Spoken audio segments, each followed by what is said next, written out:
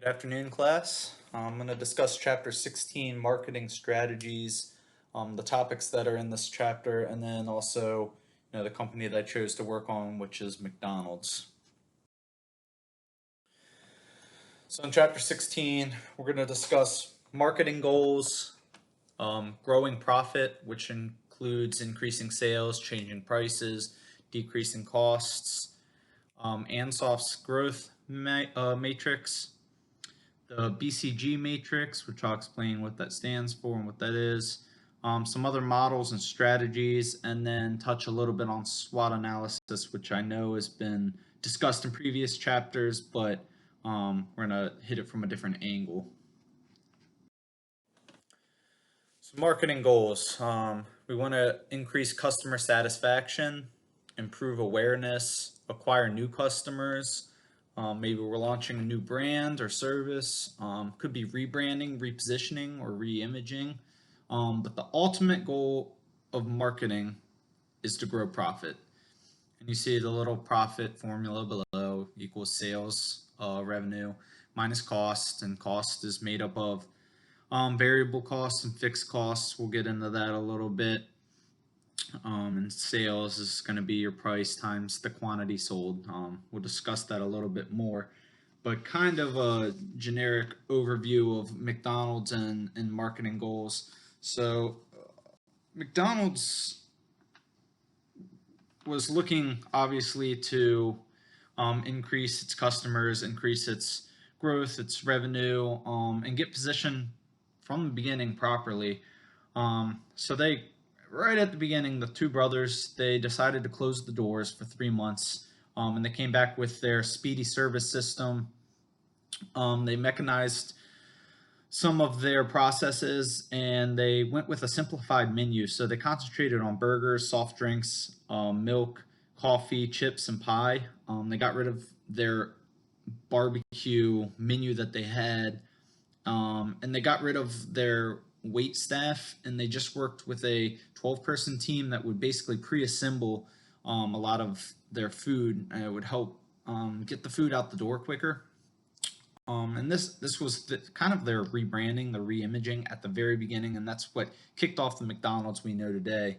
But on top of that, today, we constantly see them changing their menus. In the article itself, even early on still, it mentions expanding locations. And then when they got in business with the gentleman who, created the milkshake machines, that was his big invention. He had these milkshake makers, and he eventually partnered and then took over McDonald's. But that was just another mechanism to make things quicker. But then we also just see the menu changing all the time. It's too hard to track how often they're changing their menus, but as recent as April 30th, there was a handful of items that McDonald's decided to take off their late night menu. So that's just an example right there of their rebranding, repositioning, re-imaging to help them continue to adapt and try to grow the profit. So let's look at growing profit. There's 3 main methods to increase profitability within a company. You can increase the volume of sales. You can change the prices so margins are better. And then you can decrease costs, which I'll go into the variable costs, fixed costs, or both.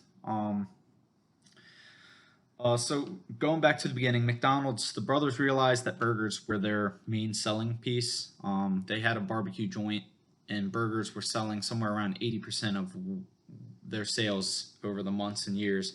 So they went with this, shut the doors for 3 months, like I mentioned, and rebranded. And they were able to grow, and obviously grow into what they are today with this new speedy service, aka fast food that we see today. A large piece of McDonald's overall growth is also their ability to franchise and collect royalties. So we know that McDonald's exists all over the world. And in order to set up a location, the owner of that location, they're going to pay a franchise fee to McDonald's as a corporation. And sometimes they're even paying royalties on equipment. There's certain equipment that McDonald's is deemed most important in helping their processes and being a leader in fast food. So some of those pieces of equipment are being royalties are being paid on them. And then the ability for McDonald's to change with its consumers and adapt to their new desirable products from various locations. That's helping them, their sales basically in general. So we'll continue to discuss that as we go. So the first part of growing profit, we got increasing sales. This is increasing market presence of the overall company. Um, Market more expensive goods to existing customers. So if you've got somebody who's already consistently coming to McDonald's, maybe come out with the next best thing and a higher end burger, something that's got more toppings on it, that's a little more expensive, but that existing customer wants to buy it. Increase the frequency of purchases, so getting people to come back and continue to buy your product.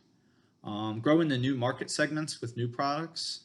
We can discuss that a little bit, but I would say like breakfast was a big one with McDonald's over the years, and then they had things like dollar menu, which I'll discuss.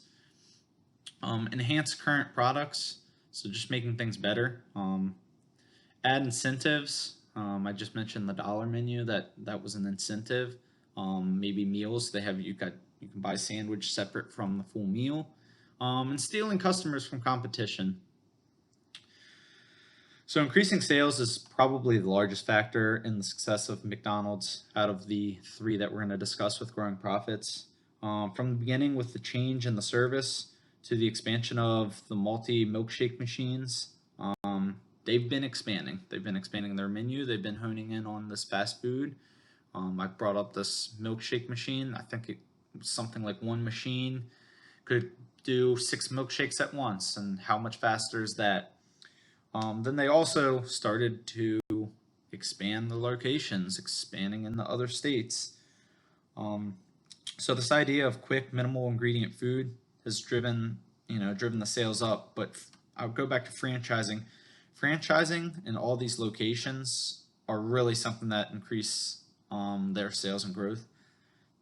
I read that there's 37,855 locations in 120 countries serving 68 million people daily. So if that's a huge number. That is a ton of sales they're doing, from starting in one little location in California as a barbecue joint to spreading through the states, and then now 120 countries touching 68 million people a day. That increase in sales right there, and franchising these locations, that's been their big key to success. Growing profit, you also have changing prices. There's two main methods to changing prices. You can cut prices. So this idea suggests that with prices being lower, consumers are more willing to buy, especially if the prices are lower than competitors. Some disadvantages to this include lower margins. So if your cost doesn't change and you're selling at a lower price, you're making less profit per quantity sold. And your brand quality can look cheaper. People might look at you and say, why is your stuff so cheap? You're the cheap company. And if they're quality and brand driven, that might deter them away. Your other changing prices is to increase prices. This idea suggests that increasing price versus a sustained cost will lead to higher margins. So it's kind of the opposite of one of the disadvantages of cutting prices. And also make your brand seem more upscale. Some disadvantages include the possibility of less sales. People might want to spend less money. If prices are higher, they just choose to go to a competitor that might be cheaper. So finding the balance between these two can really help grow the profit in general. So McDonald's participates in changes in prices a lot. I discussed a little bit briefly on the first page of Growing Profit that you can go and buy a sandwich by itself, or you can go buy a meal. Now, a sandwich might be $3.50, and the whole meal is $4.79. That seems like a steal because buying those fries and a drink separate from the sandwich would be a lot more than $4.79. But it's one of those price incentives that gets people to buy the whole meal, and that's an extra $1.29 that McDonald's will make. But most famously, McDonald's came out with their dollar menu. Basic, cheap sandwiches and other foods that they could make and then sell for $1 plus tax.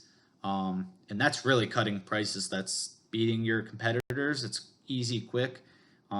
There's not too many people who will say $1 for a sandwich is too expensive. Know anybody who will. Then they got rid of the dollar menu, most likely because they wanted to reevaluate, if their margins were good enough with things being sold for $1. But they reintroduced about 2 years ago the $1, $2, and $3 menu. So they basically have come out and come with some cheaper items that they still sell at $1, some a little bit better quality, I could say, that sell at $2, and then the best quality on this uh, price advantage menu that are $3. So this is they're attacking the prices, trying to get customers to be a part of their success. The last piece of growing profits, decreasing costs. So you can decrease your variable costs. Variable costs are going to be anything that vary with time worked, or so labor hours. A variable cost is going to be materials, the quantity bought. So the first thing to decrease variable costs is less expensive suppliers. So each unit of raw material becomes, or ingredient in this case, becomes cheaper. You can outsource pieces of business to make labor hours cheaper. We see it a lot. A lot of U.S. companies outsource their factory work to other countries. It's just so much cheaper to pay labor wages overseas than it is in the U.S. You can also become more efficient with machinery or better work practices to use less laborers. You can also decrease fixed costs, so spend less on research and development, spend less on advertising, cut down on fixed overhead costs, and cross-manufacture when various products can use similar production methods. So what that means is if you've got one stove or one oven that can cook both burgers and chicken and breakfast sausage, then why are you going to have three separate grills or stoves to do each one when you can do all of it in one? That's cutting costs. So these fixed costs are things that aren't going to change no matter how much you're using them. They're just set in stone. So decreasing costs can be done in many ways, but McDonald's adapted this conveyor line assembly method. And this starts at the very beginning when they rebranded themselves. Each person has a role to quickly assemble and get food out the door. Food is cooked in bulk, so they're cooking lots of burgers and they're storing them in warm plates. They've got large French fry fryers. The article mentions this milkshake mixer that did 6 shakes at once per mixer, and then McDonald's went and bought 8 of them, so they were able to make 48 milkshakes at once. With these methods, as well as some of the equipment becoming more efficient, like I said, shared equipment, costs have decreased, efficiency is increased, and the higher the sales have gone, they can buy their ingredients and their other materials in bulk, which drives down the price of raw material or raw ingredients. But this conveyor belt, everybody's got a role, quickly assembles, things are pre-made. It's really been their method to success. So we have Ansloff's growth matrix. There's 4 pieces of this. You got your current products, current markets, new markets, and then the 4 pieces of the growth matrix that fall within. So you have market penetration, using current products in current market spaces. And a great example of this for McDonald's is, they're already selling burgers, fries, and chicken nuggets, but now they didn't want to just sell them at dinner. They decided, let's make a night menu. And then eventually go into some of the other matrix. They go into breakfast. That's a little bit different. Was a new product for them, but so expanding what they're already doing into a new time. It's an existing market. People want late night food, but McDonald's isn't there yet. Let's expand in there. So you got market development. That's using current products in new market spaces. A good example of this is McDonald's selling its barbecue in the 1940s to more than just people passing by, but they wanted to advertise it for quick, cheap meals that anybody can buy. So they rebrand to their burgers, which are selling the most. And now families can come get a cheap meal for the whole family. People on business trips passing by can just grab a quick meal. It's not just barbecue for the people locally.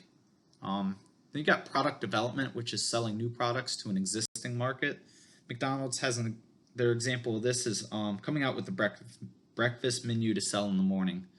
So their new product, they weren't in the breakfast market, but people eat breakfast. People want to come to McDonald's. So what do? They come out with their McGriddles. They come out with their egg and bacon and cheese sandwiches and their hash browns, and they're already selling coffee. So there's their existing market. But why not do breakfast food also? Then diversification's last, and that's selling new products in a new market space altogether. Um, and I think that's really what any successful company does. I mean, go back to McDonald's. They opened up stores in 120 countries. So there's your diversifying your products in all these new market spaces, all these different countries who have different things they like, different products they like, different cultures. And then they're selling new products. They're always coming out. I mentioned switching their menus up. You know, you hear these commercials about the McRib, and then it goes away, and the filet of fish sandwich, which goes away and it comes back, and their dollar menu went away and it came back. So they're constantly new products, trying new things, seeing what the consumer really likes. So the BCG matrix, this BCG stands for the Boston Consulting Group, created this method. This classifies brands or products as having a strong or weak market share and a slow or growing market. So the BCG matrix is made up of 4 sections that each have a strategy. So the strategies are below. You got the dog, that's the first strategy. It's low market share and low market growth. The strategy with this is to minimize or divest. It's not really a place you want to be. Then you got your star. It's a high market share and a high market growth. Strategy here would be to optimize or to hold steady. It's a good place to be. You want to have a lot of market share and you want to continue to grow. Got your cash cow, which is high market share and low market growth. Strategy here is to milk the product and the brand. If you've got a high share but you're not growing, stay on top as long as you can. And you got your question mark. That's your low market share but high market growth. Strategy is going to be to choose to invest or divest. This is where, you know, you got your risk reward factor. I think everybody's familiar with the show like Shark Tank, and these people are trying to get deals with the sharks to get capital and deals to get their companies off the ground, and the sharks have to decide, do they want to invest or are they going to let them walk because they think it's too risky. So I think McDonald's falls in the 2 categories here. I would say more of the cash cow. They've been one of the leaders in fast food for a long time, and they don't seem like they're falling off. I don't know how much of their growth is continuing.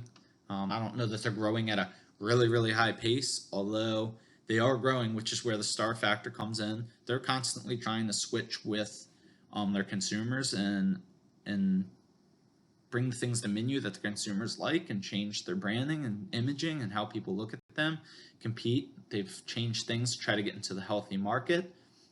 May or may not have worked, but they're definitely still trying to grow, and there's definitely space to grow.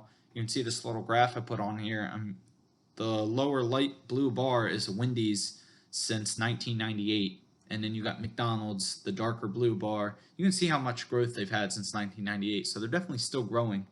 But I think we look at them and say they're more of a cash cow. They've been on top of the market for a long time. They're still doing well. I mean, 68 million people daily. That is a ton of people. So their strategy is probably to milk what they have as long as they can and continue to look at ways that they can grow and, you know, stay in front of the market changes. Some other models and strategies for companies. Got the General Electric model, which measures market attractiveness and business strength on a scale of 0 to 5. And that's what this little chart to the right is. You got your market attractiveness on the left, the business strength on the bottom. You got strong, medium, weak, low, medium, high. I would say, kind of going back to the last model, the BCG model, McDonald's is probably a strong and high on both. They're going to protect their brand. They're going to protect what they have. They're definitely going to still build and go for it, though. They're going to continue to try to market and grow and come up with new strategies and new things. Um, they're going to keep changing their menu and trying to fit their consumer base. Next, you have the Porter strategy. So companies can dominate in three ways, which include cost leadership, differentiation, and focus.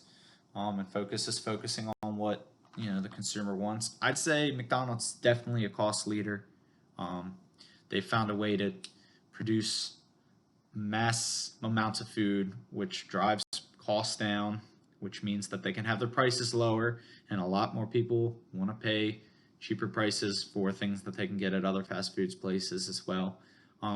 Differentiation, maybe at first, not as much now. There's a lot of competitors, a lot of fast food chains, but they're definitely focused on their consumer, changing their menu all the time, as I've discussed. But cost leadership is probably one that McDonald's really, really hones in on. And then you have Tracy and Waserna's strategies. There are three of these strategies that include the operational excellence, product leadership, and customer intimacy. I'd say McDonald's probably tries to hit all of these. Like I said, product leadership's tough. There's a lot of fast food products that are the same. Now, McDonald's might lead the product price. They might be the leader in that. And customer intimacy, I keep going back to this menu and this experience thing where McDonald's is always changing things up, trying to figure out what's the best, whether it moves to healthier foods or cheaper foods or more breakfast foods, more desserts. Anything you think, they've probably tried it and they'll probably continue to try. So we got our SWOT. Everybody knows the SWOT analysis: strengths, weaknesses, opportunities, and threats. Understanding these is important. And then they have to decide based on these strategies, are they going to do nothing or are they going to do something? And I know that's vague, but it's important for all companies to evaluate where they are. And I think everybody would agree McDonald's is a pretty strong company. Everybody has some weaknesses, but they've been on top of the game for a long time. That graph that I previously showed, I mean, their growth has continued. It's not like they're falling off. They're trying their opportunities in different things. Healthy foods, I don't know that it really worked out, but they tried it. And they have their threats of other fast foods and places like Chipotle who have come in and kind of changed the fast food place. But it's just important for all companies to keep this SWOT analysis in the back of their head, to make sure that they are always optimizing their strengths, addressing their weaknesses, attacking their opportunities, and keeping an eye on their threats and potentially trying to crush their threats. So here's my references. Reached out to a lot of different sources here, looking at different facts about McDonald's and their growth, their menu, a lot of things about their menu change, their dollar menu, and how rapidly they've expanded throughout the world, as well as I obviously used chapter content and the History Channel dialogue from McDonald's. So I hope you enjoyed my presentation. Thanks.